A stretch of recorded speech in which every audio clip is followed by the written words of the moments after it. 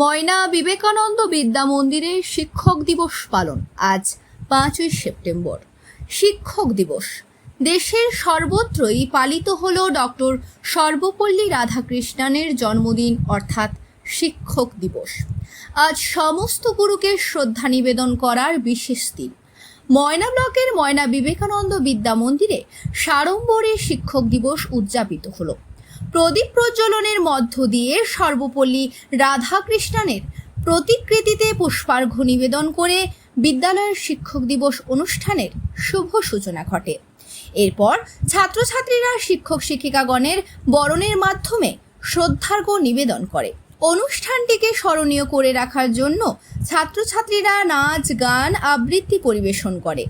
শিক্ষক দিবসের তাৎপর্য প্রসঙ্গে বিদ্যালয়ের প্রধান শিক্ষক বিশ্বজিৎ জানা মহাশয় কি জানিয়েছেন শোনাবো আপনাদের।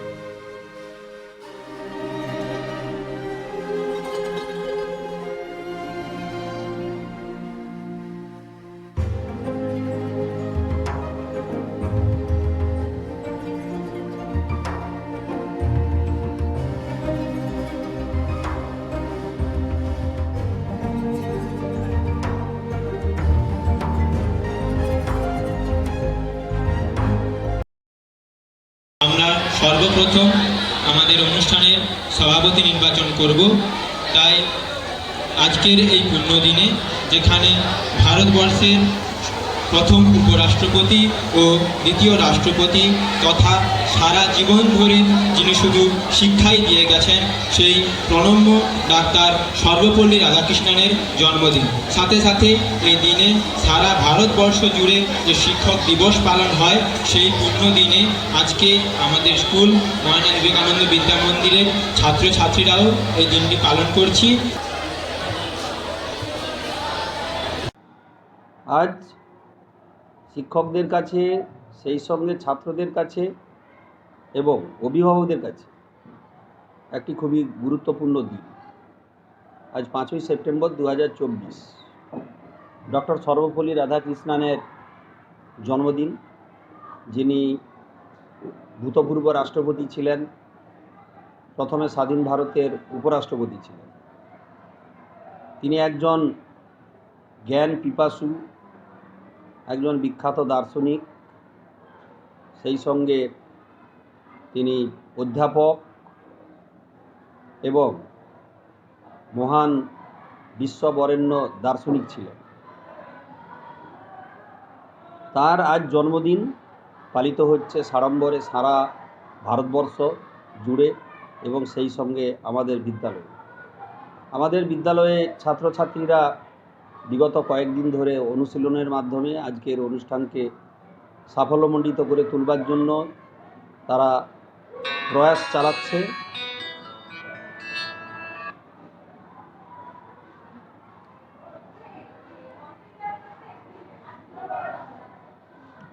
তারা আজকে প্রথম পর্বে ক্লাস নিয়েছে, তারপর প্রীতিভোজে অংশগ্রহণ করেছে, তারপরে তাদের মূল অনুষ্ঠানে তারা পরিচালনার মাধ্যমে আজকের দিনটিকে শিক্ষকদের মর্যাদা দেওয়ার জন্য এবং ডক্টর সর্বপল্লী রাধাকৃষ্ণনের জন্মদিনকে স্মরণীয় করে তুলবার জন্য যথাযোগ্য মর্যাদার সঙ্গে তারা পালন করবে। ছাত্রছাত্রীদের উদ্দেশ্যে আমার বার্তা যে বর্তমান যুগ যেভাবে বিজ্ঞানের অগ্রগতি ঘটছে সারা বিশ্বব্যাপী, সেই সঙ্গে তাল মিলিয়ে তাদেরকে পড়াশোনা চালিয়ে যেতে হবে। যদিও তাদের কাছে একটা খুব বড় ধরনের সমস্যা, মানসিক সমস্যার মধ্যে তারা আছে, যে আনএমপ্লয়মেন্ট প্রবলেম, বেকার সমস্যা দিনের পর দিন যেভাবে বেড়ে চলেছে। তাই জেনারেল স্ট্রিমের প্রতি ছাত্রছাত্রীদের যে ক্রমশ পড়ার প্রতি যে অনীহা, সেটি একটা যথেষ্ট লক্ষণীয় বিষয়, যথেষ্ট ভাববার বিষয়। তাই জেনারেল স্ট্রিমকে বাঁচাতে গেলে ছাত্রছাত্রীদের যেমনভাবে কলেজ ইউনিভার্সিটিতে সেই সঙ্গে বিদ্যালয়ে পড়াশোনা চালিয়ে যেতে হবে, আমি মহামান্য যে রাজ্য সরকার সেই সঙ্গে কেন্দ্রীয় সরকারের যারা উচ্চপদস্থ আধিকারিক সেই সঙ্গে মন্ত্রী যারা আছেন তাদের কাছে আমার বিনীত অনুরোধ, আপনারা এই বিষয়টি নিয়ে ভাববেন, দেখবেন, যাতে করে ছাত্রছাত্রীরা বিদ্যালয়মুখী এবং মহাবিদ্যালয়মুখী এবং বিশ্ববিদ্যালয়মুখী যাতে হতে পারে, এবং জেনারেল স্ট্রিম সেই সঙ্গে কারিগরি শিক্ষা এবং যে বিভিন্ন ইঞ্জিনিয়ারিং ডিপার্টমেন্ট, মেডিকেল, সব বিষয়গুলো যাতে সুচারুভাবে চালিয়ে যাওয়া যায় ভবিষ্যতে, সেই দিকটা দেখবার জন্য আমি সকলের কাছে অনুরোধ করছি, যাতে শিক্ষা ব্যবস্থাটা কোনোভাবে না ভেঙে পড়ে, কোনোভাবে না বিপর্যস্ত হয়। এইটুকু আমার সকলের কাছে প্রার্থনা এবং নিবেদন। নমস্কার। আমার নাম বিশ্বজিৎ জানা, আমি ময়না বিবেকানন্দ বিদ্যামন্দিরের প্রধান শিক্ষক।